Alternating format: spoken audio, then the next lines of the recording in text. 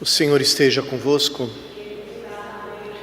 Proclamação do Evangelho de Jesus Cristo segundo Mateus. Naquele tempo, Jesus passou no meio de uma plantação num dia de sábado. Seus discípulos tinham fome e começaram a apanhar espigas para comer. Vendo isso, os fariseus disseram-lhe: Olha, os teus discípulos estão fazendo o que não é permitido fazer em dia de sábado. Jesus respondeu-lhes: Nunca lestes o que fez Davi quando ele e seus companheiros sentiram fome? Como entrou na casa de Deus e todos comeram os pães da oferenda, que nem a ele nem aos seus companheiros era permitido comer, mas unicamente aos sacerdotes? Ou nunca lestes na lei que em dia de sábado no templo os sacerdotes violam o sábado sem contrair culpa alguma? Ora, eu vos digo, aqui está quem é maior do que o templo. Se tivestes compreendido o que significa quero a misericórdia e não o sacrifício, não teríeis condenado os inocentes. De fato, o Filho do Homem é Senhor do sábado. Palavra da salvação.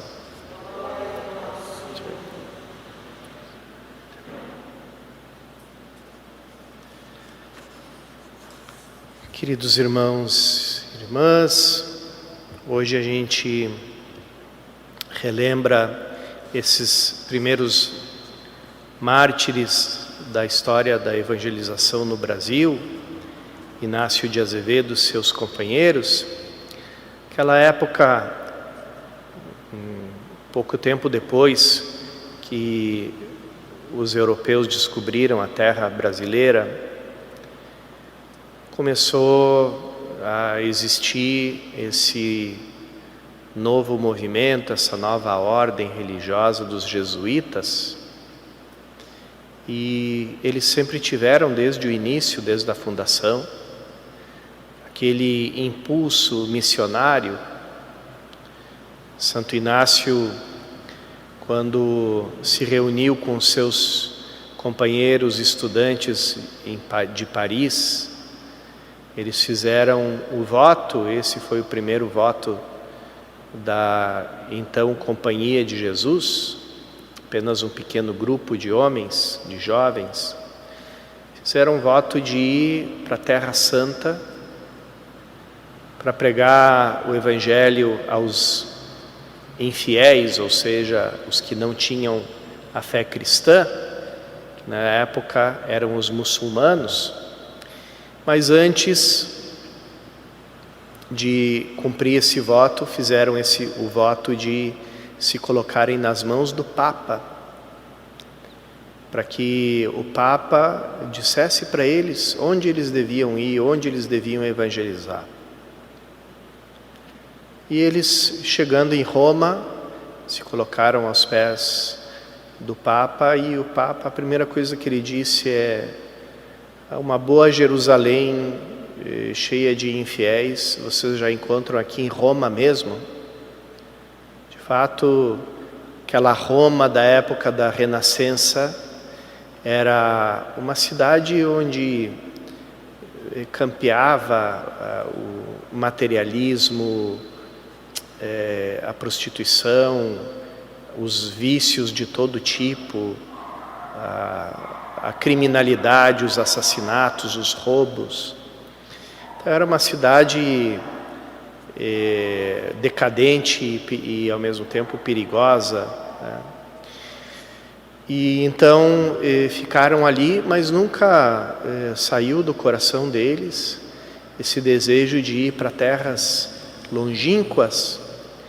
Então, quando souberam que os portugueses precisavam de missionários para evangelizar as terras que eles estavam percorrendo no mundo inteiro, também embarcaram com os navios portugueses para toda a parte do mundo, costa da África, a Índia, o Sudeste Asiático, o Japão, até a China, quiseram ir para todos esses lugares para anunciar o Evangelho.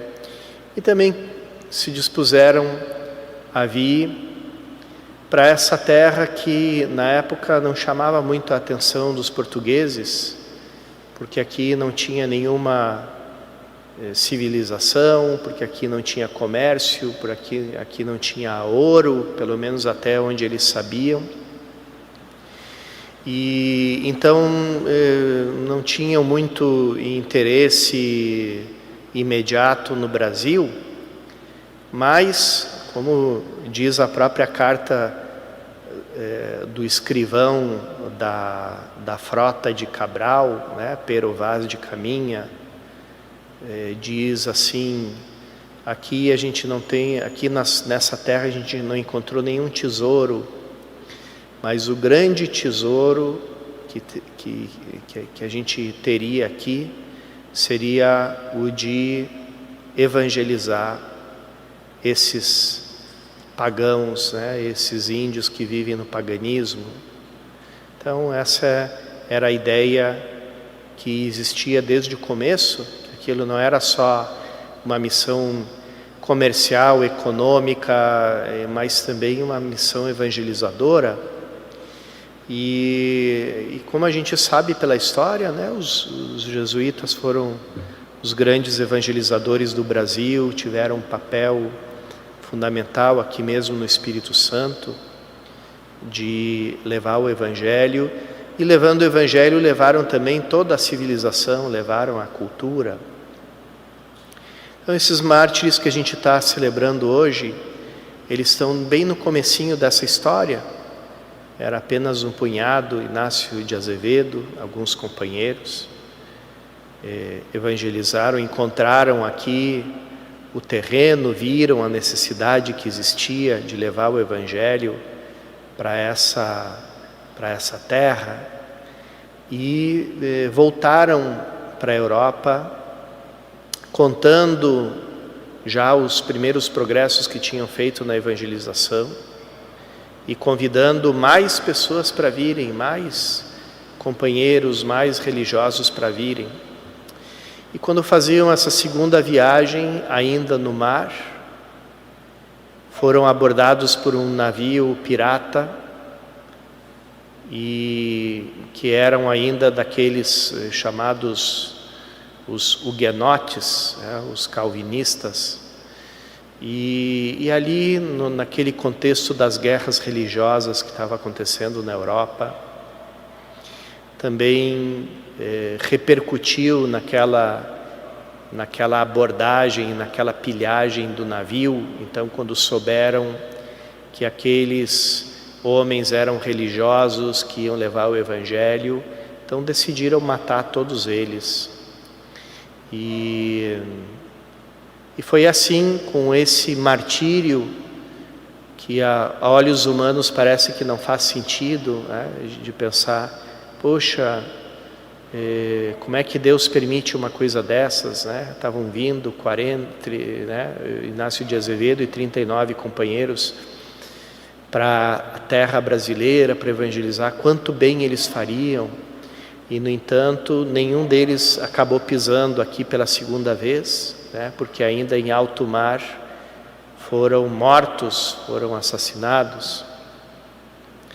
Mas a gente sabe, e como já dizia o antigo escritor cristão Tertuliano,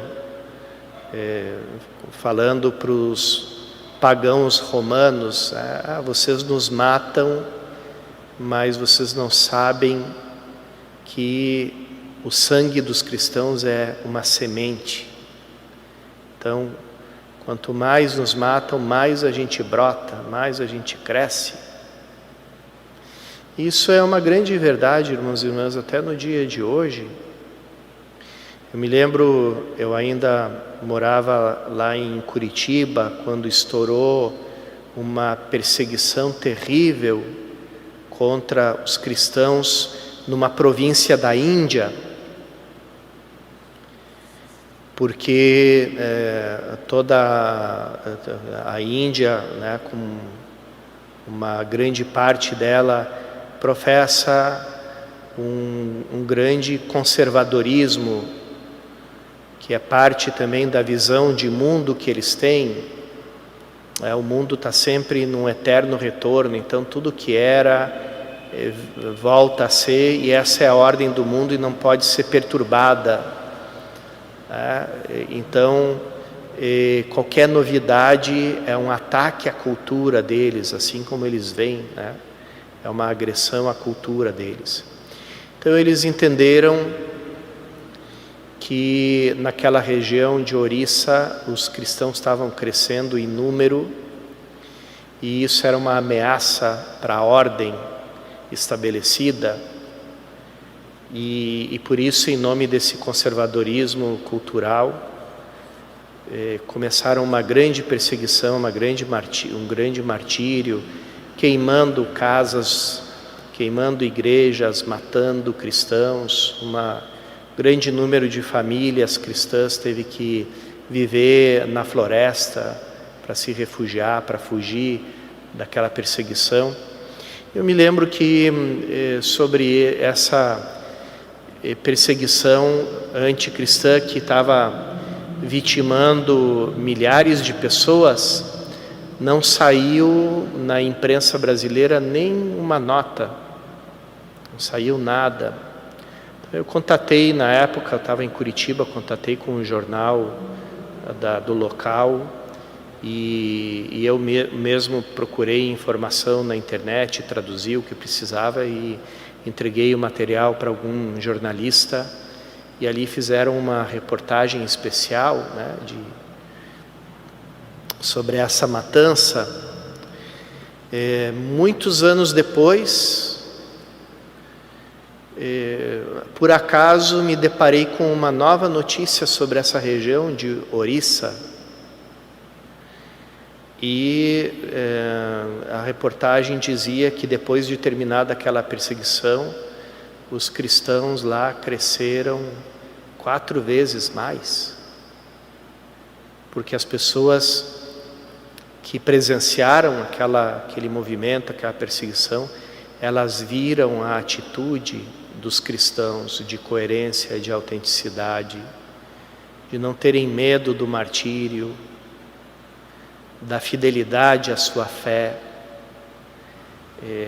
da mansidão diante da agressão, da violência.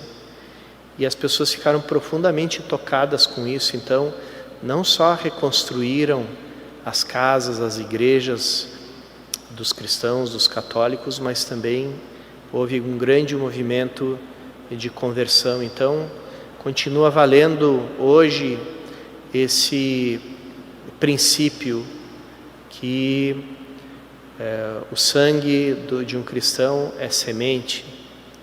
Por quê? Porque ali se manifesta a vida que é mais forte do que a morte.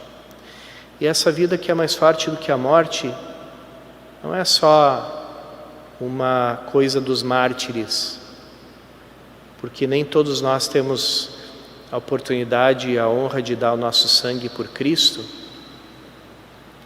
num martírio cruento, né? Num martírio de derramamento de sangue, mas dentro de nós existe essa mesma vida que é mais forte do que a morte. E é essa vida que a gente celebra, e essa vida que é realmente o testemunho, ou seja, a martiria, né, da palavra mártir. É esse o testemunho: não tenho medo da morte, porque já morri no meu batismo e já ressuscitei com Cristo. Então, o homem velho, com a sua vaidade, com o seu egocentrismo, com a sua busca do próprio eu, da própria grandeza, com o seu medo da morte, já foi sepultado, já morreu afogado na água do batismo, como as tropas do faraó que foram afogadas nas águas do Mar Vermelho, né? Então tudo isso já ficou para trás, e é disso que eu dou testemunho com a minha vida e com a minha morte. Essa, irmãos e irmãs, é a grande prova, é a grande evidência da ressurreição de Cristo nosso Senhor. Peçamos a Ele nessa Eucaristia, que em cada momento da nossa vida, até nos nossos gestos menores, mais insignificantes, se manifeste sempre essa vida que é mais forte do que a morte.